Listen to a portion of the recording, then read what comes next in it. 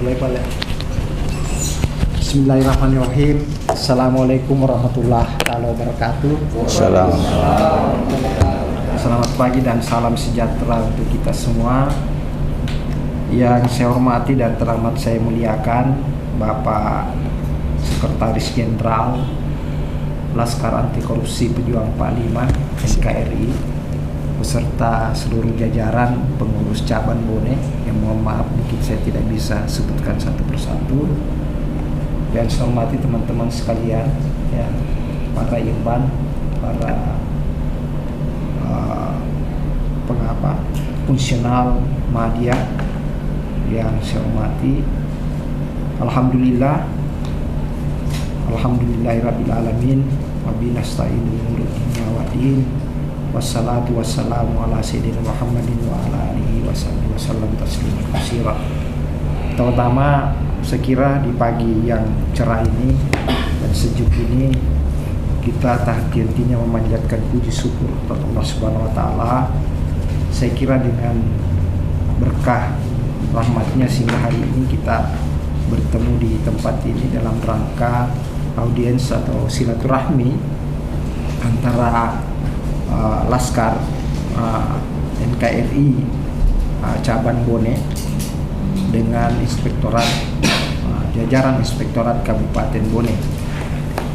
Alhamdulillah, karena pada hari ini saya kira kami sangat senang sekali dengan adanya surat yang disampaikan oleh pimpinan cabang, ya, terkait dengan keinginan untuk melakukan audiens untuk membahas kalau saya lihat di agenda ini adalah pencegahan dan pemberantasan korupsi di tingkat desa. Tentu yang pertama, kenapa saya sangat merespon sekali, karena saya kira pertemuan kita pada hari ini bukan hanya sebatas bagaimana membicarakan, sama-sama memikirkan secara bersama terkait dengan pengelolaan keuangan desa secara keseluruhan. Pikiran lebih penting lagi adalah bagaimana kita membangun silaturahmi di dalam rangka memperkuat, ya, hubungan ini di dalam rangka mewujudkan tentu Kabupaten Bone khususnya pengelolaan fenomena terkait dengan pengelolaan desa ini yang lebih baik ke depan. Tentu kita pahami bersama bahwa pengelolaan dana desa ini, khususnya otonomi desa ini, sudah berlangsung sejak tahun 2015. Jadi ini sudah jalan 8 tahun. Sudah jalan 8 tahun. Dan tentu kita berharap bahwa pengelolaan dana desa ini pada kesempatan ini Pak Hasbi yang saya hormati dengan teman-teman sekalian, ya, tentu kita berharap bahwa di Bone ini, ya, kalau kita mau melihat luasan yang ada, ya,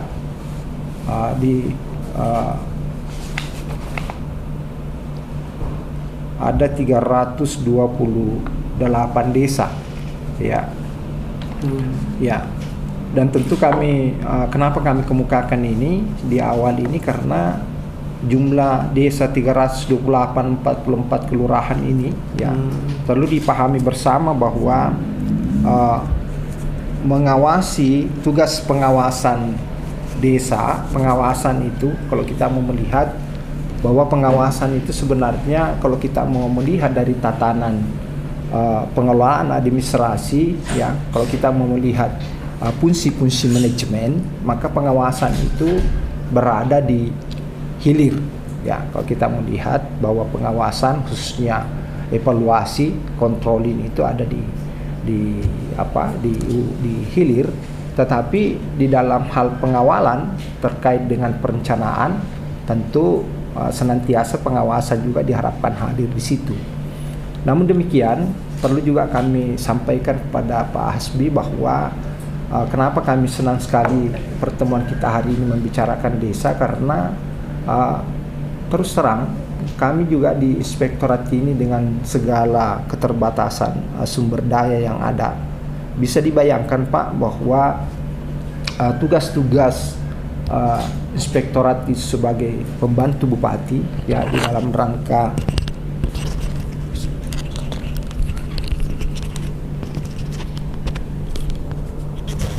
ya tugas-tugas inspektorat sebagai pembantu bupati. Tentu kalau kita mau melihat dengan keberadaan yang ada sekarang, bisa dibayangkan bahwa inspektorat itu hanya memiliki 33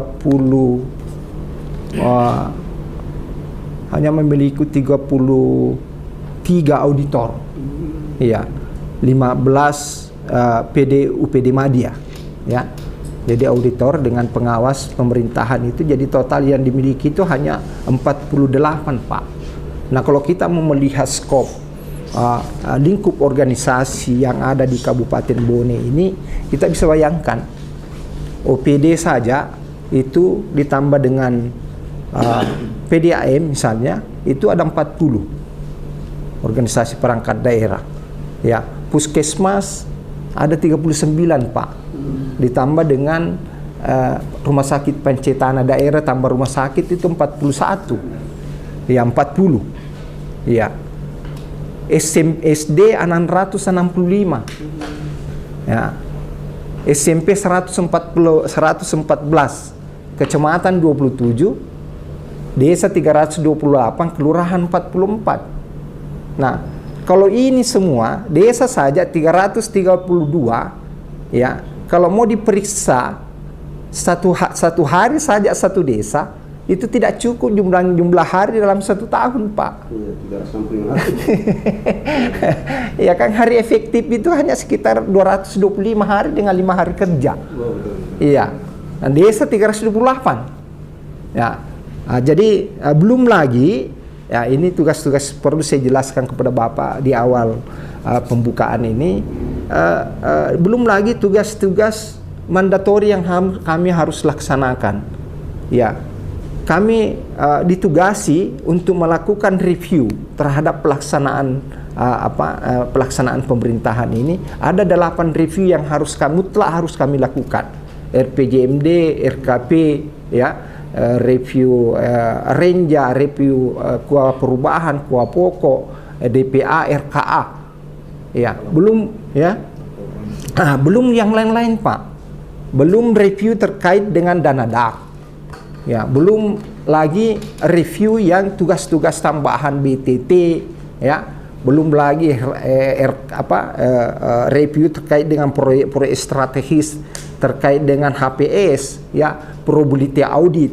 Belum lagi beban yang ada sekarang ini programnya KPK kerjasama dengan BPKP dengan kementerian dalam namanya MCP, Monitoring Center of Prevention. Itu ada 8 areal yang masuk di situ, ada 8 OPD, ya, diantaranya keuangan, Bapeda, desa, apalagi aset, barang dan jasa,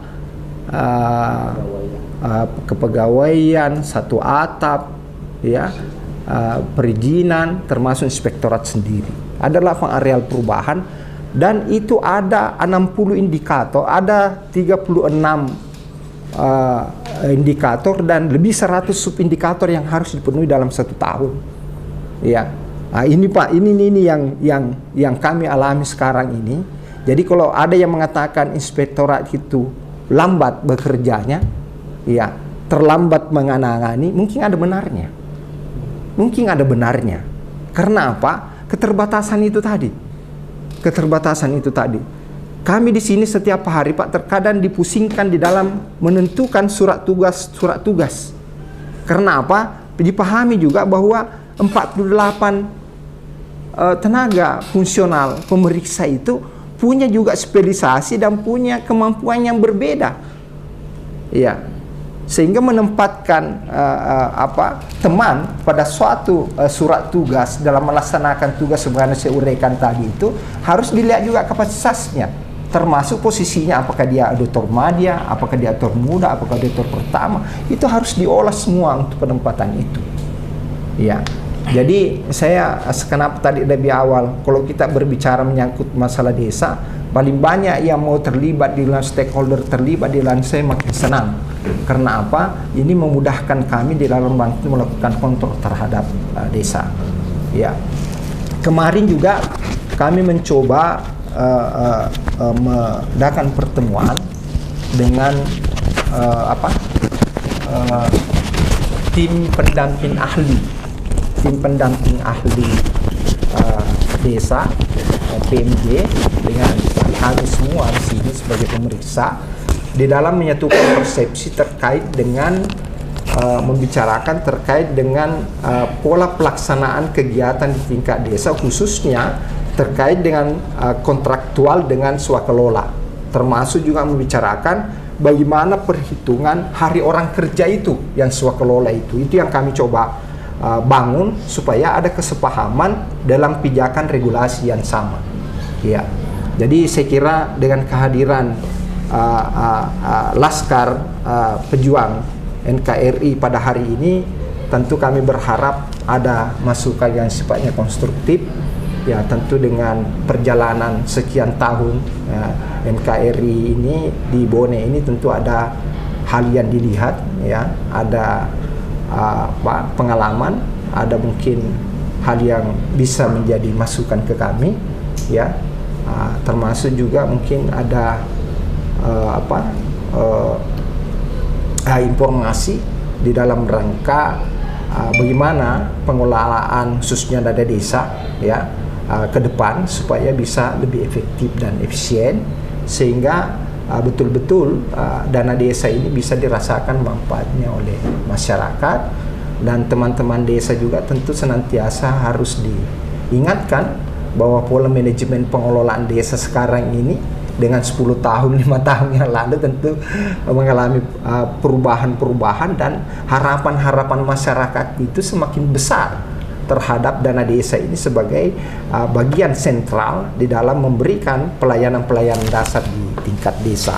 Saya kira itu Pak Asbi hal-hal yang gambaran tentang inspektorat ini. Tentu kami berharap Pak Asbi bisa memberikan semacam informasi sambutan sehingga bisa lebih menambah semangat, spirit dan informasi bagi kami di dalam melaksanakan tugas-tugas ke depan. Sekira demikian sementara, lebih dan kurangnya mohon dimaafkan. Assalamualaikum warahmatullahi wabarakatuh. Waalaikumsalam warahmatullahi wabarakatuh. Terima kasih Bapak Ibu dari tim inspektorat beserta jajaran. Mohon maaf kami dari DPC, pengurus DPC bersama Bapak Sekjen DPP Jakarta mengambil waktu Bapak di tengah kesibukan aktivitas yang begitu begitu padat. Saya kira kami mohon maaf sebesar-besarnya. Niat kami untuk silaturahmi dan bagaimana menjalin kekerabatan, bagaimana saling melengkapi, saling bekerja sama dalam mengawasi ataupun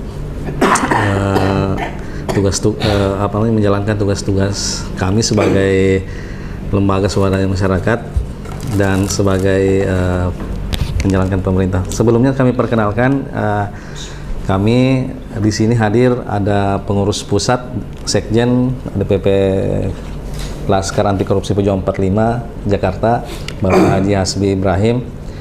Kebetulan beliau hadir di Bone pada saat kami melakukan audiens. Jadi kami sekaligus meminta beliau untuk ikut.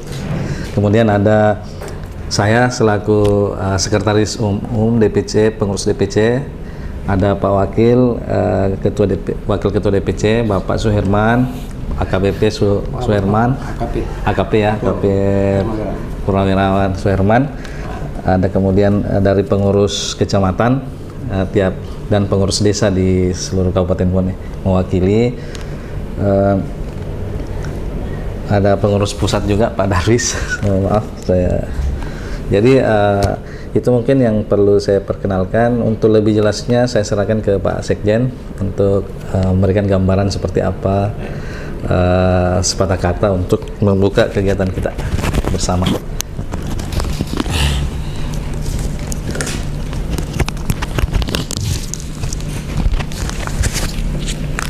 Bismillahirrahmanirrahim. Assalamualaikum warahmatullahi wabarakatuh. Innal hamdalillah nahmaduhu wa nasta'inuhu wa nastaghfiruh wa na'udzubillahi min sururi anfusina wa min sayyiati a'malina. Amma ba'du. Jazakumullah khairan katsiran, Bapak Kepala Inspektorat Kabupaten Bone Provinsi Sulawesi Selatan yang langsung memimpin audiensi ini, silaturahim pertama kalinya di Kabupaten Bone. Walaupun saya monitor banyak audiensi pengurus-pengurus terdahulu, namun belum sampai ke inspektorat. Dan alhamdulillah di bawah kepemimpinan Bapak Ardin, SSI, SPD, MPD, karena beliau juga ASN, dosen di UNM. Karena Laskar Anti Korupsi Pejuang 45 dari 38 provinsi saat ini di Papua membuat kita kerja keras menambah pengurus DPD 3. Itu mayoriti pengurus itu kalau selain ASN pengusaha. Jadi pengurus Laskar Anti Korupsi Pejuang 45, Bapak Kepala Inspektorat dan seluruh jajaran, perlu kami sampaikan mungkin sangat quote and quote berbeda dengan NGO atau LSM organisasi lain. Karena di Laskar Anti Korupsi Pejuang 45 hampir tidak ada penganggur, tidak ada orang yang mencari job atau dalam tanda petik tidak ada kegiatan sehari-hari, tapi penuh kesibukan, entah sebagai pengusaha, entah sebagai ASN. Contoh saja di Samarinda, dulu itu kepala seksi, akhirnya tiba-tiba dijadikan camat oleh wali kota karena mungkin kemitraannya bagus, karena kita lebih banyak kontrolin daripada banyak melakukan pelaporan. Kalaupun ada kesalahan, lebih banyak kita suratin, temuin 2-3 kali. Nah, dan itu biasanya lebih efektif untuk melakukan pencegahan kebocoran anggaran di suatu daerah. Baik, terima kasih kami haturkan yang sangat mulia Bapak Kepala Inspektorat yang dulu sudah pernah ketemu juga di DPRD membahas nelayan, karena kita advokasi semua Pak. Jadi Laskar Anti Korupsi Pejuang 45 ini kemarin waktu saya juga saksi di Pengadilan Negeri Kabupaten Bone, sempat ada hakim yang dari Sumatera Barat yang sekarang ini bertugas di Bone. Laskar Anti Korupsi ini apakah hanya corruption dan narkoba? Saya jawab bahwa pidana, perdata, warisan, bahkan CPNS, honorer dulu kita bantu demonstrasi, perburuhan, bahkan rujuk, talak, nikah kita urusin. Karena informasi Pak Kepala Inspektorat, mungkin tidak ada organisasi seperti kami berani mengklaim sudah lebih 200 orang yang mau cerai, alhamdulillah nggak jadi, dan sudah 7 orang yang dikembalikan uang naik. Karena kenapa? Karena begitu habis pesta pernikahan tidak sanggup melakukan sebagaimana layaknya suami istri, sebagaimana keinginan Rasulullah Muhammad SAW. Jadi akhirnya kita himbau kembalikan saja uang, pernikahan jangan dipermainkan. Baik Bapak Kepala Inspektorat dan jajaran, saya alhamdulillah ini contoh baru beliau dari Purna Tugas dari Polda bergabung di Laskar Anti Korupsi, Bapak AKP Purnawirawan Pak Suherman. Nanti ada lagi mungkin dari TNI, Polri dan ASN lainnya yang ingin bergabung. Silakan Bapak-bapak dari ASN juga kan nggak ada larangan Pak, sama dengan masuk Muhammadiyah NU. Pak Kepala Inspektorat juga mau masuk nggak jadi masalah, nggak ada larangan. Yang salah kalau masuk caleg, calon legislatif. Nah, ketuanya seyogianya sebenarnya Pak, sengaja kita non-jobkan adanya Bapak Dr. Abraham Samad, mantan Ketua KPK kita, karena beliau masuk caleg di Gerindra. Sementara kita tidak boleh terkontaminasi di ini, walaupun dukungan pasti, tapi tidak vulgar bahwa ketika caleg supaya kelihatan bahwa Anda tidak digiring ke partai tertentu, jadi harus non-job dulu. Jadi menjadi hanya simpatisan. Jadi itu sebagai prolog awal, sebagai salam kenal Pak. Saya pintar karena mungkin karena ASN dosen. Setiap saya ada ini besok diciduk lagi dibawa ke Sinjai. Pintar banget beliau, saya akui Pak Kepala. Setiap saya datang dipulkan kegiatan bone, jadi kelihatan Pak. Saya juga berpikir kemarin waktu 3 bulan saya di Belitung, 7 kabupaten di Belitung kuat sekali Pak, bergema.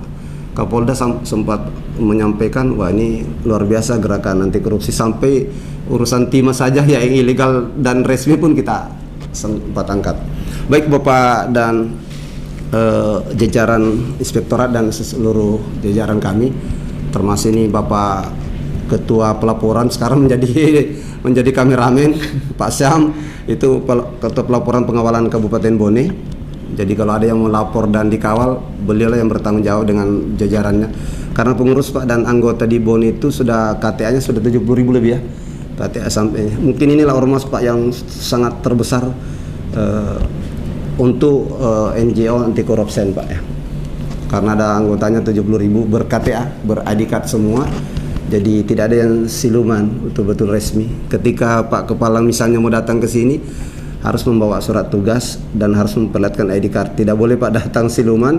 Dan kalau ada anggota kami yang datang menakut-nakuti, meminta, memeras dan lain sebagainya, itu bukan ciri khas dari Laskar Anti Korupsi Pejam 45. Saya berani bilang ke kepala desa dan lurah, kalau bisa membuktikan ada anggota saya memeras bawa tanda petik misalnya koran tua, kan bahasa orang begitu, biar koran sudah usang, dengan alasan itulah untuk meminta peti, itu bukan tabiat dari Laskar Anti Korupsi. Kalaupun ada personalnya pasti kita copot, tidak kita beri maaf seperti itu.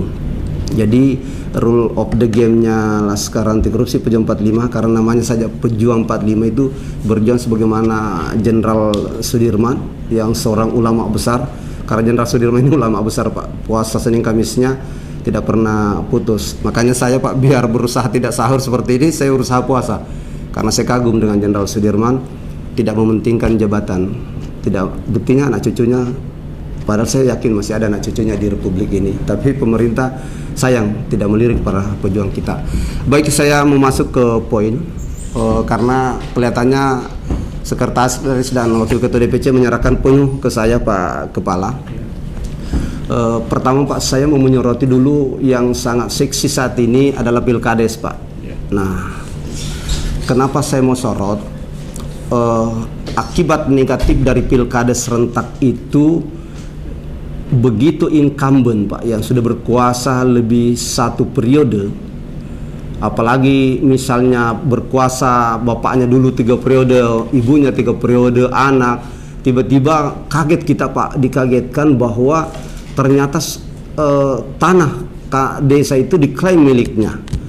Nah, padahal sesungguhnya yang kita tahu zaman Haji Muhammad Soeharto, Bapak Jenderal kita, Presiden kedua kita, itu kalau berani dibangun dengan anggaran negara, karena saya hakul yakin Pak sebagai pegiat anti korupsi tidak mungkin dibangun. Makanya Pak, kita mau ke depan ini Pak satu bahasa dengan inspektorat, kalau seperti itu terjadi Pak, daripada ada klaim, satu Pak usulan kami Pak Kepala, seperti yang terjadi sekarang di Talungeng, di tempat saya Pak. Ini saya perhatikan Pak fotonya Pak, menyediakan Pak foto sebelum dirobohkan Pak. Foto sebelum dirobohkan, maaf Pak, foto sebelum dirobohkan. Nah ini Pak, foto sebelum dirobohkan. Saya sempat ambil di citra satelit karena lupa kemarin mendokumentasi. Foto setelah dirobohkan Pak. Ini bangunan negara Pak. Ini anggaran negara. Tidak ada anggaran swasta di sini. Cuma pasti debatable anggarannya apakah masih zaman Haji Muhammad Soeharto atau setelah reformasi zamannya SBY Megawati, wallahu alam. Ya Pak ya, saya tidak membahas itu, tapi yang jelas ini anggaran negara. Tidak ada dulu swadaya membangun dana kantor desa.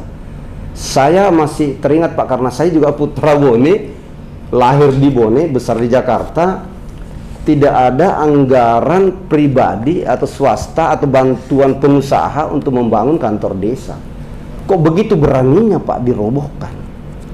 Sekarang yang kedua, kalau yang kami list Pak ada lampiran ke surat kami, seperti Barebo sekarang Pak, sampai dipersengketakan PT UN. Kami Pak, hematnya Pak Kepala dan jajaran, entah ini Pak melalui bupati yang, tapi kan dari usulan Bapak, karena ini kan penyelamatan anggaran Pak. Karena kalau ada laporan korupsi, polisi, saya tahu sekarang polisi dan kejaksaan negeri tidak berani bertindak sebelum ada dari hasil penelitian inspektorat. Layak tidak kepolisian Pak melidik? Itu saya juga kagum Pak. Walaupun di satu sisi ada juga negatifnya. Karena dengan begitu, kepala desa bilang, saya tanda petik dekati saja. Ada yang sempat bilang, nyogok aja inspektorat. Dalam hati saya, memangnya manusia semudah itu semua disogok. Ya, tapi kan kami terdiam Pak. Nah, jadi kami Pak mohon satu Pak, usulan kami, pilkades ini, efek dari sekarang negatif pilkades, kalau ada klaim Pak, jangan dikosongkan seperti Barebo Pak, disuruh menyingkir, nggak boleh Pak. Kalaupun klaim tanah itu Pak, silakan gugatan perdata berjalan, silakan Pak, tapi tidak boleh kantor Pak dikosongkan. Berarti ada Pak abuse of power, ada kekuatan besar Pak mengalahkan kekuatan pemerintah. Sedih saya Pak. Camat kok nggak bisa bertindak Pak? Kalau saya jujur Pak, saya punya diskresi. Maaf, saya atas nama pemerintah kecamatan. Kalau karena dulu kerajaan Arupalaka nggak boleh ini, apalagi di daerah kerajaan Pak. Sedih saya Pak. Bibit-bibit pemimpin kerajaannya nggak ada Pak. Loh kok bisa langsung kantor itu ditutup saja oleh mantan incumbent? Loh nggak bisa Pak. Kalau kami Pak usulkan kepada Bapak, minta maaf Pak, saya begini naikkan intonasi bukan berarti saya marah ke Bapak. Berarti saya saking cintanya Pak hari ini ke inspektorat, kami mohon Pak, entah Bapak yang berwenang membuat surat melalui bersama Bupati, karena bersamaan kami surati Bapak, kami surati DPR Pak, dan DPR sudah menjawab, cuma saya belum dapat waktu. Mudah-mudahan Bapak juga nanti diundang Pak, karena kami minta di surat itu, kami minta kepada seluruh stakeholder di Kabupaten Bone dihadirkan, terkait dengan surat kami Pak, dengan pilkada serentak dan lain sebagainya. Jadi kami mohon Pak, satu itu Pak, jangan gedung itu Pak diserahkan. Contoh ini Pak sekarang, belum pilkada saya loncat lagi, belum pilkada Selateko, sudah ada ancaman. Kalau saya kalah saya ambil, mau jadikan serang burung walet. Banyak banget Pak. Ini tolong Pak, harus diproteksi, nggak boleh dibiarkan Pak. Masih mending kalau kepala desa terpilih nanti Pak, tiba-tiba incumbent kalah di Lateko, terus berkantor di mana Pak? Kalau Barebo masih mending ada gudangnya. Ini nggak boleh dibiarkan Pak. Saya mohon Pak. Lateko. Saya tadi Barebo. Saya tadi sebut Barebo itu sudah diambil kan? Sekarang kan dikuasai Pak. Kepala desa terpilih sekarang ini Pak Haji Muksin ini kan nggak bisa berdaya Pak, nggak bisa berkantor di kantor desa. Cerowali Pak. Nah, satu itu Cerowali. Jadi nggak bisa berkantor Pak. Lu apa-apaan Pak Republik ini? Saya terusan Pak. Kalau saya Pak Selawan, mau siapa di situ nggak bisa Pak. Kalau diklaim itu tanahnya itu nanti dulu Pak perdata. Tapi pemerintah nggak boleh Pak dihalangi perjalanan pemerintahan di desa. Sentralis apalagi dana BLT terancam katanya 30 Juni ini kalau nggak selesai nggak cair. Loh, masa kita mau diam Pak? Saya sebagai pegiat anti korupsi Pak. Walaupun ada keluarga tidak ada keluarga Pak, bukan itunya Pak yang dapat BLT. Uang negara kalau dikembalikan, masya Allah Pak, banyak orang rakyat kita menderita. Itu satu. Yang kedua saya sorot Pak pilkades ini. Mohon Pak melalui inspektorat ini, kami awal dari inspektorat, bagaimana regulatifnya ke depan? Apakah Sekdes dan jajaran itu, atau khususnya dulu Sekdes dan BPD, bagaimana Pak kalau bisa yang memberi SK itu jangan kepala desa, supaya tidak ada masa jabatannya sesuai dengan masa. Kan otomatis Pak secara hukum, kalau kepala desa berakhir karena memberi SK kepala desa kan berakhir juga Pak, sama dengan presiden, menteri otomatis berakhir. Memang Pak tidak bisa mengatakan kalau dia berbicara misalnya buruh tenaga kerja, nggak bisa Pak, karena kenapa?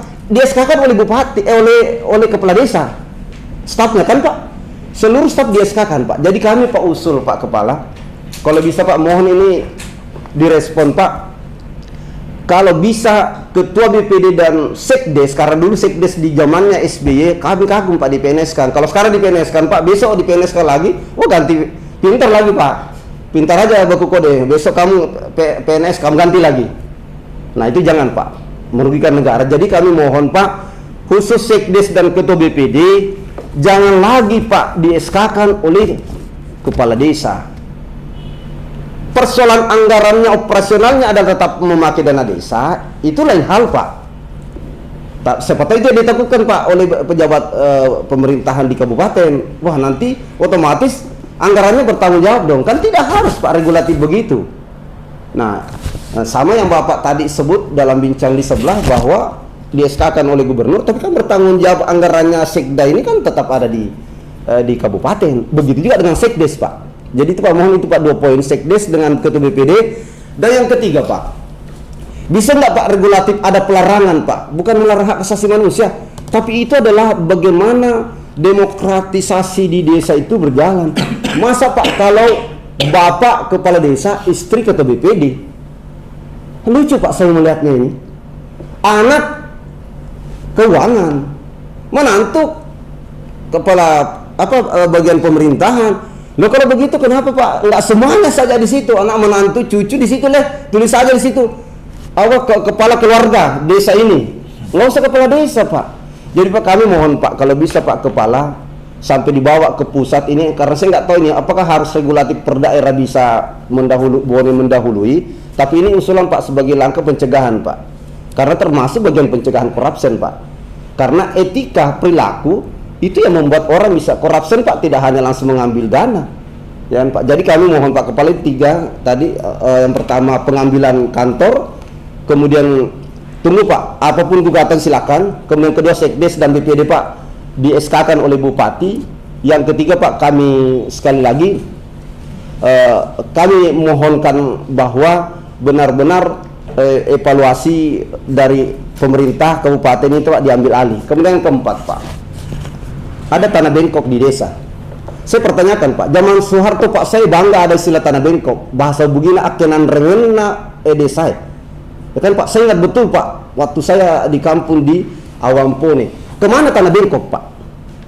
Saya mohon Pak, mari kita bergarang ini Pak Inspektorat.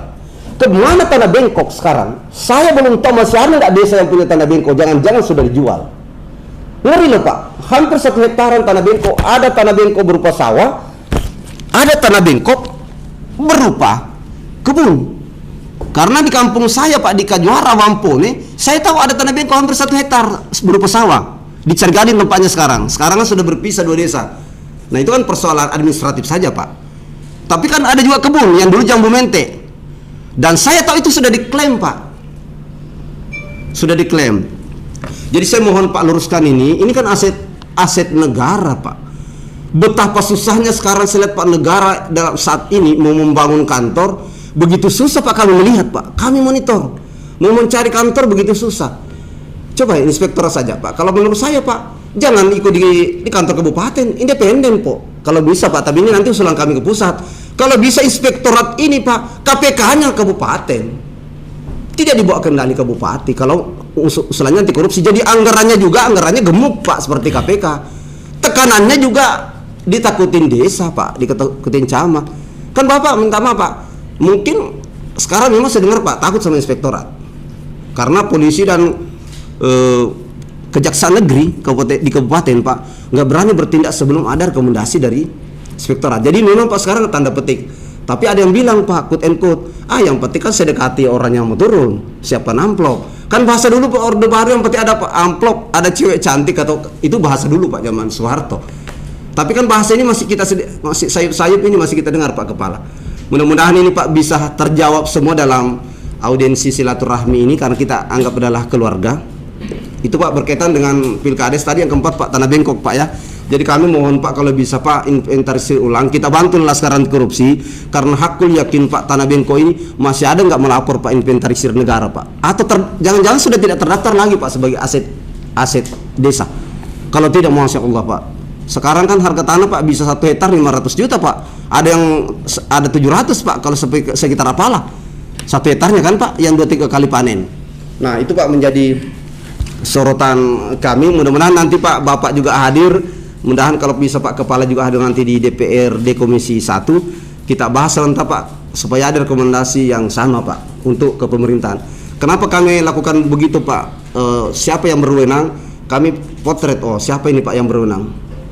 Bahasanya kalau bahasa teman YouTuber, wah kami senter, yang mana kira-kira ini yang berwenang Pak? Itulah laskar anti korupsi, nggak ujuk-ujuk Pak, gerasa gerusu hantam sana hantam sini Pak, sekedar bersuara, sekedar menyanyi kami tidak Pak, kami harus punya ini. Nah sama seperti ini Pak, kok bisa sekali digusur Pak. Saya mohon turunlah Pak Inspektorat ini pertama di desa Talungung Pak, kok bisa digusur Pak. Saya tanya, katanya Kapolsek iya, kok bisa Kapolsek? Camat bilang iya. Saya bilang laporkan Kapolsek, kalau perlu mutasi Kapolsek dan camatnya dong. Berani banget mengiyakan, alasannya ada sertifikat. Terlepas Pak ada sertifikat itu prosesnya, walaupun sekarang Pak mau maju juga di PT UN, tapi kan nggak bisa Pak dirusak begini kantor negara loh Pak, ini hancur Pak ratanya. Awalnya kan ini Pak, sorry Pak, ini awalnya Pak, tolong gitu Pak. Ini kan awal Pak, nanti saya kasih ke Bapak. Ini kan awal Pak. Kalau mau dibangun itu kan Pak hampir 150 jutaan loh Pak. Loh kalau dihancurkan begitu saja. Terus Pak, kalau misalnya besok PT UN membatalkan Pak sertifikatnya, karena kan pasti PT UN Pak berkaitan sertifikat, batal. Terus Pak siapa yang mau bangun ini? Siapa yang bertanggung jawab? Apakah polisi, tanda petik katanya Kapolsek mengiyakan, camat mengiyakan, apakah yang bertanggung jawab Pak? Maaf Pak, mari kita berpikir Pak ya. Jadi saya mohon Pak, karena tadi ada 33 auditor, saya mohon Pak ini, mudah-mudahan habis kita pertemuan ini Pak, mari Bapak coba Pak sebelum ke Cerwali, sebelum ke ada berapa Pak dari desa saya majukan, mudah-mudahan Pak Bapak kerja pertamanya ini Pak desa Talungung Pak, Kecamatan Berbo, luar biasa Pak. Nah apalagi Pak yang mengklaim punya sertifikat ini sudah meninggal, 3 hari Pak habis mengklaim, 3 hari Pak habis roboh, orang meninggal Pak. Nah tapi saya nggak mau bilang Pak ya, sekarang Bugis bilang wah langsung mati nih, purna klaim tanpa mati, ya kan Pak. Nah tapi kan problem Pak, sudah rata dengan tanah. Nah baik Pak, yang keempat saya ada mau bertanya, ada kasus yang sudah di Patir Sompo, desa Patir Sompo, Kecamatan Sibulue, itu sempat heboh Pak, berapa orang yang sudah dipanggil di kepolisian. Boleh dong Pak saya minta, karena pasti tidak mungkin ke polisi. Desa Patir Sompo. Patir Sompo Sibulue. Iya Sibulue. Pak, anggaran 2022, 21, 22 Pak. Masih zamannya waktu itu dulu PLT Pak. Karena baru-baru habis Pilkades kan Pak 2022 akhir ini. Jadi Pak kami mohon apa progres, karena tidak mungkin sekarang saya tahu Pak, tidak mungkin polisi kejaksaan berani melakukan lidik Pak. Kalau manggil orang kan lidik Pak. Memanggil banyak orang, karena waktu itu Pak kalau dihitung-hitung oleh anggota ada 30 orang mungkin Pak tokoh berpengaruh. Dan ada yang disasar Pak, karena anggaran negaranya yang rugi menurut informasi anggota ada sekitar 150 sampai 200 jutaan. Wallahualam Pak ya. Apa objeknya ini Pak? Patir Sompo. Patir Sompo yang jelas Pak, anggaran operasional pembangunan ada di desa yang di saya yakin Pak, karena ini kemarin Pak sudah objek.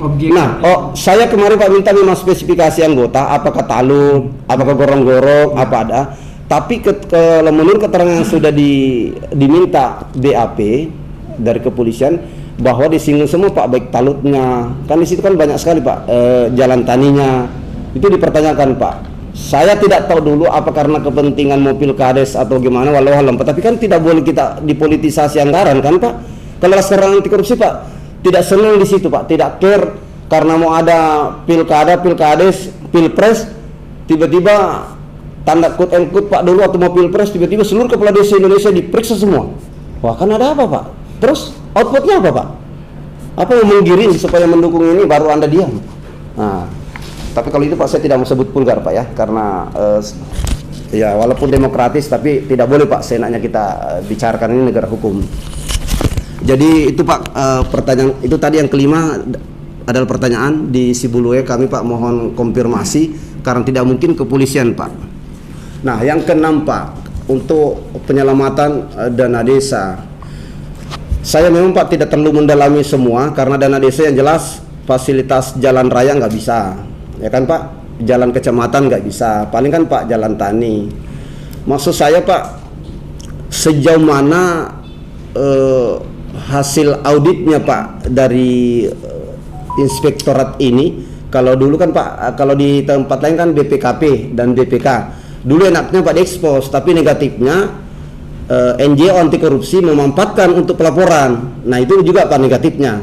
Jadi Biar tidak ada korupsi, yang penting sudah disebut bahwa ada kerugian negara, udah Pak, langsung NGO serang sampai demo. Tapi ada positifnya Pak, supaya orang takut korupsi. Tapi negatifnya, saya nggak tetap juga sebut Pak ada negatifnya, tiba-tiba dijadikan senjata Pak oleh NGO. Kalau Laskar Anti Korupsi tidak begitu Pak cara kerjanya.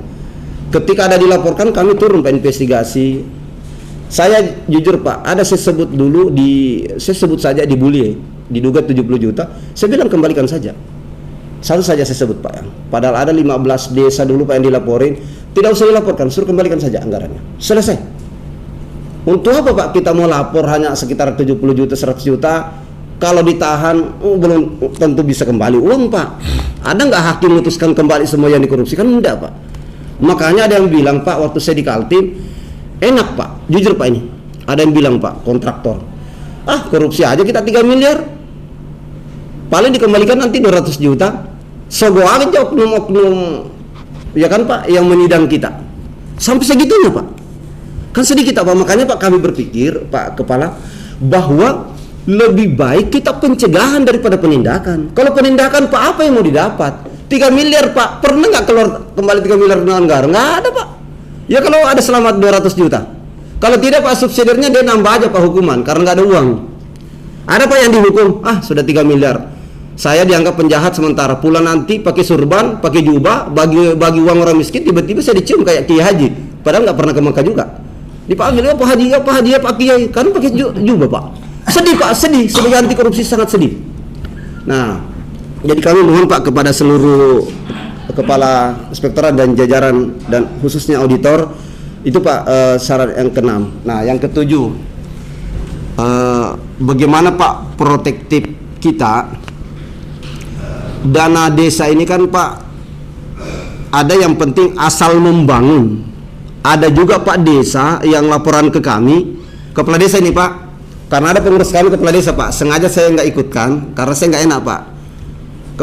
Dia bercerita ke kami, Pak, kok justru yang bagus pembangunannya, kok menjadi proyek terus untuk turun inspektorat.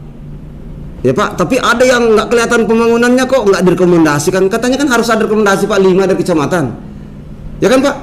Jujur Pak, ini informasi Pak. Kenapa 5 itu terus yang baik-baik disampel terus untuk inspektorat turun? Kenapa yang kira-kira inspektorat pokoknya dapat informasi, ini kira-kira bahaya nih uang negara ini. Kenapa di situ nggak turun Pak? Nah ini juga pertanyaan kami Pak, menyambung lidah dari kepala desa. Saya nggak usah sebut Pak Sekjen. Saya juga pengurus Laskar Anti Korupsi, saya suka Pak pencegahan anti korupsi dan saya juga suka ditindak korupsi. Kalau saya korupsi ditindak. Tapi tolong Pak, jangan kita yang baik-baik karena sudah anti korupsi disampel terus oleh kecamatan. Dan inspektorat kadang katanya Pak inspektorat sudah protes loh, ini tuh terus Pak Camat. Pak Camat bilang ya itu Pak rekomendasi kami, nggak bisa ditolak kan Pak dari ketua inspektorat. Nah kalau menurut kami Pak, ya dia lulir lah Pak, ya harus Pak tegas Pak dari inspektorat. Nah itu Pak yang saran saya yang ke-7. Yang terakhir Bapak Kepala, mungkin nanti kalau teman mau menambahkan anggaran studi banding, anggaran BIMTEK dan lain-lain sebagainya Pak, kami melihat ini banyak sebenarnya formality Pak. Ada nggak outputnya Pak? Seperti anggota DPR habis studi banding, ada progres laporan ke bupati, pertanggungjawaban ke rakyat, kan tidak ada Pak. Apa hasil kerjanya Pak buat rakyat? Dan yang lebih lucu Pak, saya melihat misalnya Pak studi banding 3 hari, bikin spanduk 3 hari, pelaksananya cuma 1 jam. Spanduk dipasang hari Senin foto, hari Selasa foto, hari Rabu foto. Cuma kan saya nggak elok Pak menunjuk Pak, ya kan? Sekali lagi Pak, saya pegiat anti korupsi tidak suka mendiskreditkan orang, tapi saya kritik halus supaya dirubah. Jadi saya hari ini Pak memberikan saja kerangka-kerangka bocoran potensi korupsinya di situ Pak. Bayangkan Pak mengeluarkan anggaran. Saya dengar lagi nih Pak, ada lagi mau rombongan ke Jakarta. Saya tanya, apa dikerja? Nggak tahu Pak Sekjen, bahas 1 jam habis itu. Bingung kita. Akhirnya yang baik-baik saja langsung pulang, yang tidak katanya jalan-jalan. Udah kan perjalanan dinasnya ada Pak. Nah saya mohon lah Pak, Bapak auditor di sini Pak Kepala, mohon Pak disorot. Ya saya ini yang terakhir, mau keluarga Pak, mau sahabat Pak, ya ada teskis lah Pak, ya ditindak lah Pak. Kalau tidak ditindak Pak sekak 1, Karena saya ingat Pak Tirerolo waktu ditindak Pak, jujur Pak, hampir 300-an desa yang Bapak sebut tadi itu begini semua Pak, mati kita. Berarti terpikir Pak, apa memang bermasalah semua? Kan di mana-mana sih ketemu Pak, itu yang dibahas Pak di warung kopi. Tapi tiba-tiba Pak nggak ada lagi. Wah, jangan-jangan ini politik pilpres. Nah, kan ada lagi yang bilang begitu Pak. Satu aja Pak, langsung mau nggak jadi begitu. Nah, jadi Pak, kami mohon inspektorat ini betul-betul mengawal, menyelamatkan, tidak ada kebocoran anggaran negara Pak. Kami siap bantu, walaupun Pak tegas Laskar Anti Korupsi ini Pak tidak boleh menerima dana APBD. Makanya Pak kami nggak daftar-daftar Pak. Saya ingat Pak di Kaltim dulu mau dikasih 3 miliar Bapak Gubernur Awam Faruk, saya sebut saja Pak nama, walaupun ini nanti diupload, saya nggak takut Pak. Saya bilang tidak Pak Gubernur, kami menolak APBD, APBN dan dana asing. Jadi Anda bekerja apa? Ya mandiri Pak. Ini PNS, ini mantan polisi. Kami kesini Pak mandiri nih, dari Amali nih motor sendiri. Enggak, nanti saya bukan mau minta Pak kepala, wah dikasih pun pasti saya tolak. Karena berapa kali Pak kami kunjungan kemana-mana disiapkan sangu Pak, saya tolak Pak. Wallahi Pak, apalagi hari ini saya puasa.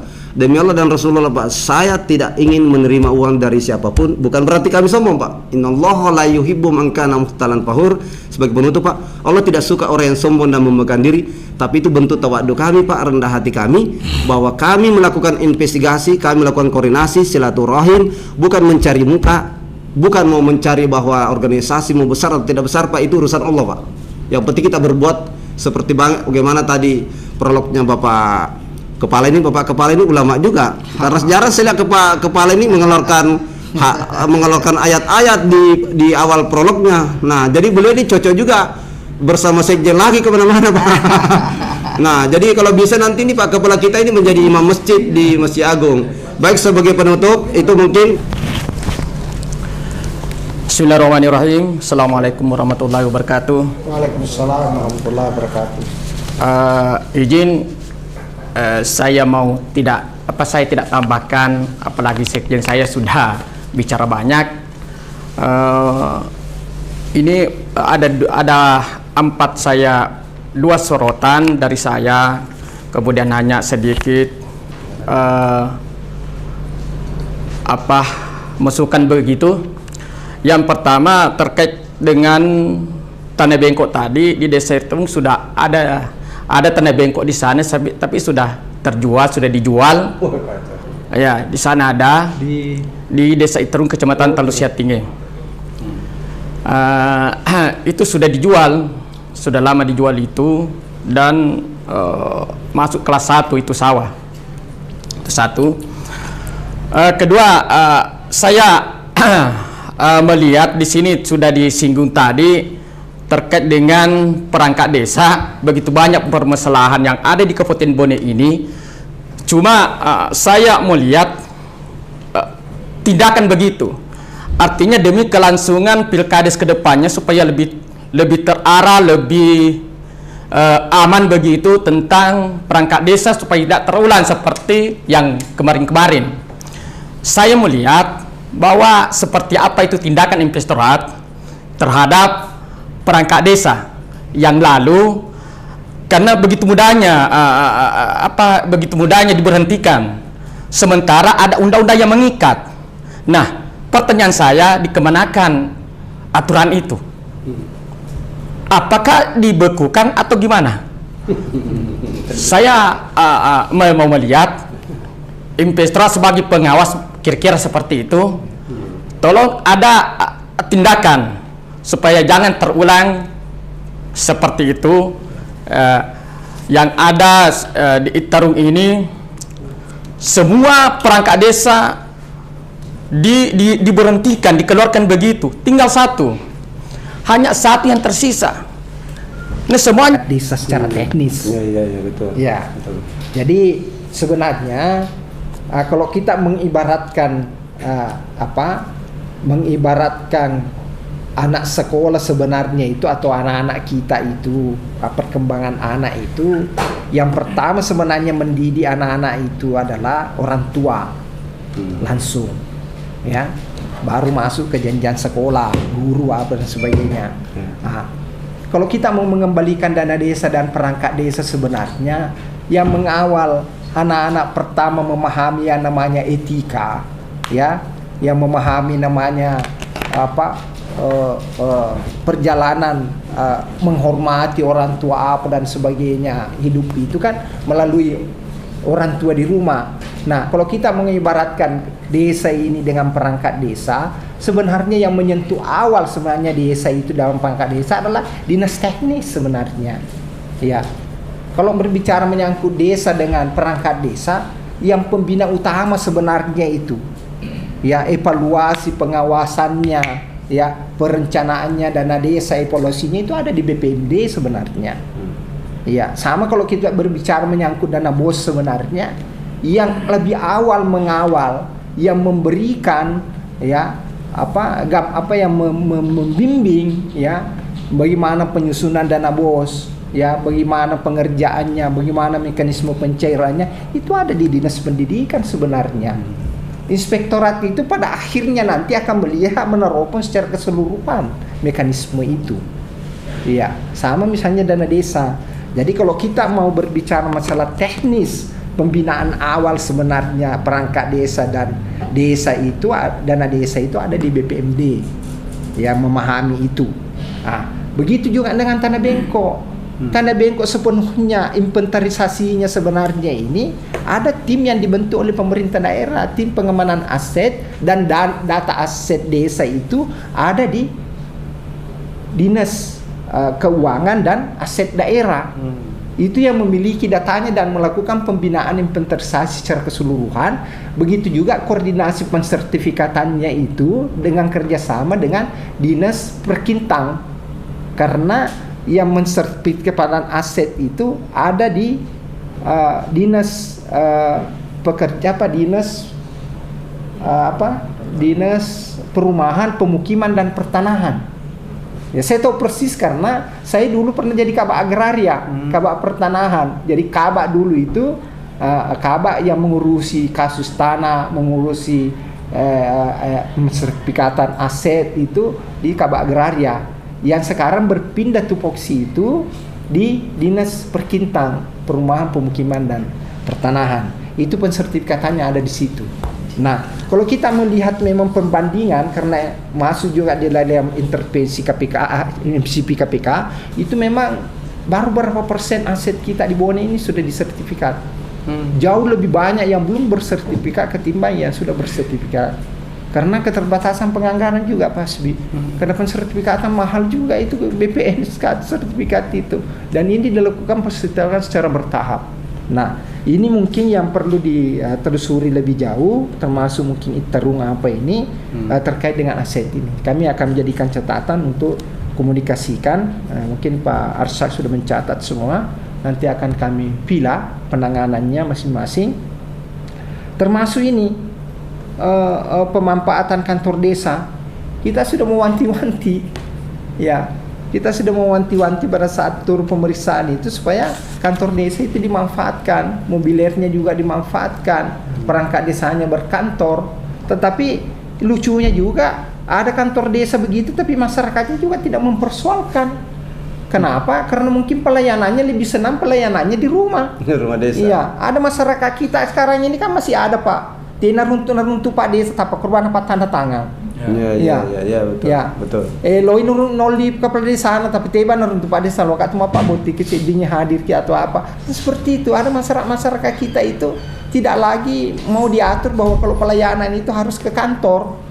Iya, lebih senang misalnya dilayani di rumah, dan Pak desa juga dalam pelayanan juga di mana saja mau motor di pelipat tuh perlu ke Pak desa. Ya kan seperti itu. Jadi kalau masyarakatnya itu kritis juga terkait dengan pemanfaatan kantor desa, saya yakin kantor desa itu akan dimanfaatkan dengan baik. Iya, ya, karena mungkin ada pelayanan jalan juga semua, cuma mungkin pelayanannya bukan di kantor desa. Tapi selayaknya pelayanan itu dilakukan di kantor desa pada jam-jam tertentu, kecuali memang kepala desa sebagai kepala wilayah dalam melakukan pelayanan kepada masyarakat tentu tidak berpedoman pada jam kerja. karena tidak menutup kemungkinan ada emergensi sebagai kepala wilayah di luar jam kerja yang harus dilaksanakan. Tapi pelayanan administrasi itu harus, karena surah itu harus di agenda, Pak. Betul. Ya, kalau Anda mau mengambil pengantar misalnya menikah, mau pengantar pindah rumah, keluarkan baik, ya, dan sebagainya, itu harus diregister, Pak, supaya ketahuan dalam 1 tahun itu atau dalam 1 bulan berapa masyarakat kita yang membutuhkan keterangan-keterangan itu kan dievaluasi. Nah, yang saya tidak tahu apakah pelayanan dilakukan di luar kantor itu teradministrasi enggak. Itu nanti akan kita lihat semua dalam pemeriksaan desa, sehingga di rekomendasi itu jelas juga bahwa pemanfaatan kantor desa ini yang, nah kami juga berharap bahwa rekomendasi inspektorat dalam pemeriksaan desa itu diberikan juga ke camat. Kami berharap camat membantu juga kami, atau memang menjadi tugasnya untuk memantau itu dari rekomendasi-rekomendasi itu. Jadi saya pikir Pak Hasbi sebagai sekjen sekali-sekali juga adakan silaturahmi sampel dengan camat, Pak, terkait tugas-tugas itu, supaya karena dialah sebagai perpanjangan tangan bupati di tingkat bawah dalam melaksanakan tugas-tugas itu. Sekaligus kami juga pantau terkait dengan dana bos. Bagaimana ini Pak Isau, bagaimana dengan bendahara? Ya, silakan Pak Isau. Tentang pengelolaan dana bos itu, pertama pengangkatan bendahara di sekolah itu harus pegawai negeri sipil dulu. Itu pertama. Dan yang diutamakan adalah tenaga non pendidikan. Jadi dia harus tenaga non kependidikanan, seperti contoh tata usaha, petugas perpustakaan, dan lain-lain sebagainya. Di luar guru. Kalau umpamanya tidak ada tenaga non kependidikanan, boleh diangkat dari tenaga guru. Bagaimana kalau tidak tenaga guru? Kepala sekolah ditugaskan melaksanakan fungsi bendahara. Itu regulasinya, 3 itu. Bismillahirrahmanirrahim. Assalamualaikum warahmatullahi wabarakatuh. Saudara pemirsa dimanapun Anda berada, saya Sekjen DPP Laskar Anti Korupsi 745 Jakarta. Saat ini berada di Inspektorat Kabupaten Bone, Provinsi Sulawesi Selatan. Langsung di samping saya orang yang gagah, ramah, arif, ulama. Karena prolog dan epilognya tadi sungguh luar biasa, kata-katanya benar-benar kata-kata seorang ulama, seorang yang ilmuwan terkemuka. Beliau adalah Dr. Andes Haji Andi Muhammad Yamin, AT, MSc, Kepala Inspektorat, atau boleh disebut KPK-nya Bupati Bone, atau kejaksannya Bupati Bone, atau kepolisiannya Bupati Bone. Di bawahnya ada kepala dinas, ada kepala bagian, ada camat, ada kepala desa, dan seluruh ASN bisa diaudit oleh beliau, termasuk dana desa. Assalamualaikum Bapak Kepala Inspektorat. Waalaikumsalam warahmatullahi wabarakatuh. Bagaimana kabar Pak? Alhamdulillah baik. Ya. Pak Kepala Inspektorat, Bapak sejak menjabat sudah adakah kepala desa yang direkomendasi menjadi tersangka dugaan tindak pidana korupsi, Pak? Terima kasih Pak Hasbi sebagai Sekjen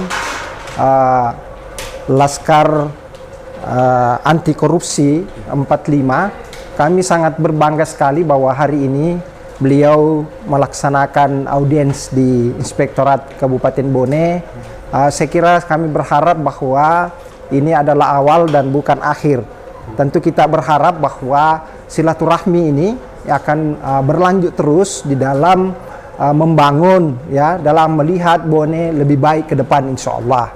Ya, terkait dengan pernyataan tadi oleh Pak Sekjen, ya, beliau juga ini gagah sekali, ya. Jadi wajar saja beliau ini berada profil di pusat, karena dari visi, dari penampilan beliau, ya, wajarlah untuk memberikan masukan kepada kita untuk kepentingan bangsa dan daerah Kabupaten Bone. Tadi menyatakan bahwa apakah sudah ada direkomendasikan desa ke HPH. Selama ini alhamdulillah di Kabupaten Bone ini sudah terjalin hubungan kerjasama yang baik dengan HPH, baik itu kepolisian maupun kejaksaan. Dan oleh kejaksaan dan oleh kepolisian sudah ada mengajukan, ya, selama kami menjabat kepala inspektorat yang masuk tahun ketiga ini, sudah ada beberapa baik dari kejaksaan maupun kepolisian mengajukan untuk perhitungan kerugian negara, Pak. Dan bahkan sudah ada yang lanjut ke pengadilan dan ada yang sudah jatuh vonis. Ya, ini sudah penggambaran bahwa inspektorat sebagai APIP tentu mengedepankan yang namanya perbaikan dan peringatan dini sebagai satu prinsip APIP. Namun demikian, tentu penegakan hukum juga menjadi bahagian ya di dalam pelaksanaan tugas itu. Dan insya Allah kami sudah berusaha untuk mengemban ini, dan saya yakin dan percaya dengan adanya silaturahim dengan Laskar Pejuang 45 ya sebagai LSM pemerhati ya, salah satu diantaranya adalah pemberantasan korupsi. Saya yakin dan percaya bahwa Inspektorat makin punya kepercayaan diri ya, memberikan informasi untuk maju lebih baik ke depan insya Allah di dalam menegakkan, yang memberdayakan dan pengelolaan dana desa yang lebih baik ke depan.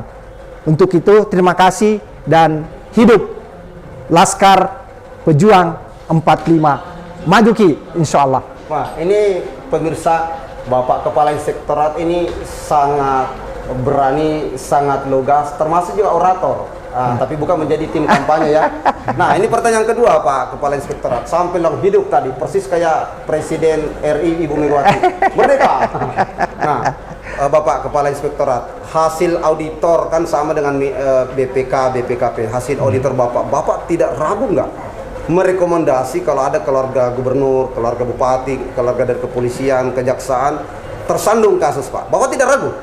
Iya. Kalau saya kira kalau kita mau bertitik tolak kepada pelaksanaan tugas itu, saya kira yang kita lihat itu adalah fokus kepada objek, ya, fokus kepada masalah.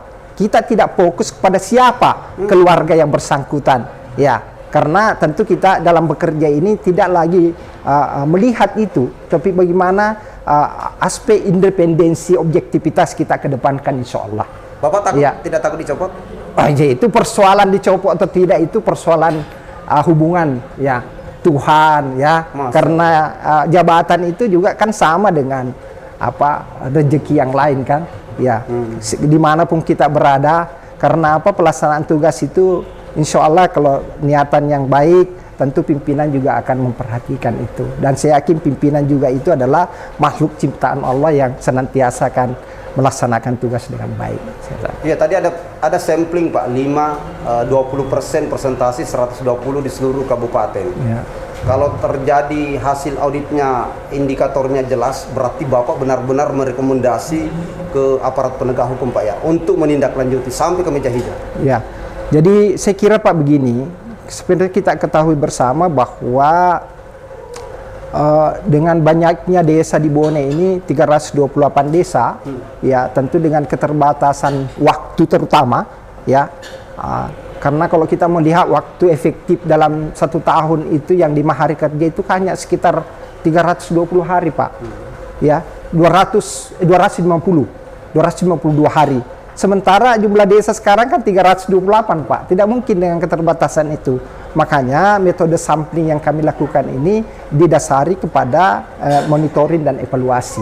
Dengan dasar berkoordinasi dengan camat, tentu camat yang diberi tugas kewenangan oleh bupati untuk melakukan evaluasi, tentu dengan koordinasi itu dengan format beberapa indikator yang kami jadikan dasar, sehingga lahirlah sampling desa di 122 dengan persentase 20% setiap kecamatan, yang tentu jumlahnya sangat berbeda Pak berdasarkan jumlah desa dalam kecamatan itu. Saya yakin dan percaya bahwa dengan profesionalisme teman-teman, saya yakin bahwa apa yang direkomendasikan itu insya Allah sesuai dengan kenyataan yang ada insya Allah. Sekira demikian Pak. Bapak Dr. Andes Haji Andi Muhammad Yamin kelihatan sangat berani, sangat tegas, dan kalau boleh dibilang sebenarnya sangar, tapi orangnya baik. Sangar dalam artian dia tidak takut mau keluarga bupati, mau keluarga gubernur. Ada pertanyaan kritis Pak Kepala Inspektorat, dari Bapak pengalaman menjadi camat, kepala bagian pertanahan di Kabupaten Bone, apakah itu yang membuat Bapak garang di Kabupaten Bone berani, atau Bapak memang karena turunan raja di Kabupaten Bone? Saya kira Bapak salah lah mempersepsikan itu. Maksudnya mungkin kurang tepat, ya namanya garang, tegas dan apa. saya kira saya tidak prinsip seperti itu. Kami cuma berusaha semaksimal untuk melaksanakan tugas dengan baik. Saya kira dengan informasi dan bimbingan dan arahan dari informasi dari Pak Asbi, insya Allah tugas inspektorat ini mudah-mudahan dengan bantuan teman-teman semua dengan keterbatasan ini, insya Allah mampu kami laksanakan dengan baik. Sekira itu Pak. Pertanyaan terakhir Pak, kritis. Ya. Kenapa Bapak sejak kepala bagian, sejak camat, sampai sekarang menjadi kepala inspektorat? Mudah-mudahan Bapak bisa menjadi wakil bupati ke depan. Amin ya. Amin teman-teman. Bapak, kenapa Bapak terlalu dekat dengan LSM Ormas? Termasuk Laskar Anti Korupsi kan ini Ormas besar Pak. Kenapa Bapak berani Pak berhubungan dengan Ormas LSM wartawan? Saya kira bukan persoalan berani atau tidak Pak. Ya, saya kira sebagai pejabat publik, ya, sebagai tugas inspektorat itu tentu harus berkomunikasi dengan semua stakeholder Pak. Tidak takut ditelepon tengah malam Pak? Apa? Saya kira handphone saya Pak 24 jam Pak. Masya Siap. Allah. Tapi jangan di tengah malam menelpon Pak. Nanti kita tidur iya. sama istri ya. Oh, iya. Iya, mengganggu kan. Ya. Tapi insya Allah kalau WA kalau malam standby Pak, Iya. handphone. Ya. Jadi saya kira bukan persoalan apa tadi? Persoalan Dekat dengan LSM. dekat LSM Ormas bukan wartawan. persoalan itu Pak. Iya. Kami dekat dengan siapa saja. Bapak, Iya. pernah saya monitor Bapak berani kopi darat bahasanya Pak. Bahkan Bapak yang bayar. Kok berani banget Pak Bapak keluar uang untuk ngopi-ngopi bareng sama LSM, tanda petik Pak, quote and quote wartawan. Kan mereka kritis semua Pak. Saya kira persoalan kopi baren apa Kopi darat. Bahasa orang Jakarta ini Pak, kopi darat. saya kira Pak, saya kira itu kalau kebetulan ya kita di warkop ketemu berkomunikasi Tapi siapa saya sering saja. Pak melihat Bapak. Tapi Bapak kan ini keciduk lah bahasa kami. Ya. Ini kok kepala inspektor kok berani banget dekat dengan LSM, Ormas, wartawan. Oh, Apakah Bapak memang mau ingin jadi bupati?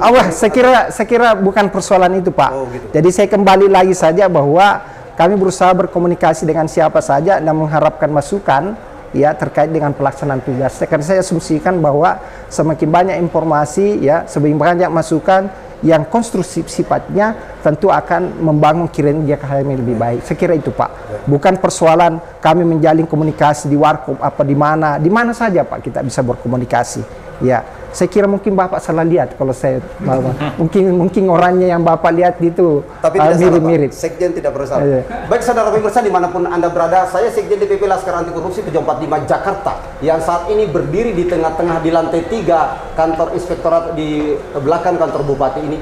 Kami menemukan orang yang sangat pas ditunjuk oleh gubernur bupati dalam hal ini memimpin inspektorat, pengawasan anggaran negara, pengawasan kinerja, pengawasan aktivitas, termasuk pengawasan personalitinya. Ini orang yang luar biasa, lugas, tegas, dan juga memang jujur. Dia adalah keturunan raja, yaitu Bapak Dr. Andes Haji Andi Muhammad Yamin, AT MSI, yang mencengangkan bagi kita karena tidak semua sekjen berani mewawancarai stakeholder di seluruh Indonesia. Bayangkan, dari 38 provinsi, 500 lebih kabupaten kota, tidak semua inspektorat kami wawancarai. Tapi kenapa kami pilih Kabupaten Bone? Termasuk ini sampling dari teman-teman, rekomendasi Ketua DPC Laskar Anti Korupsi Pejabat 45 Kabupaten Bone, apalagi ketuanya adalah seorang ASN, merekomendir bahwa inspektorat ini orang jujur, berani.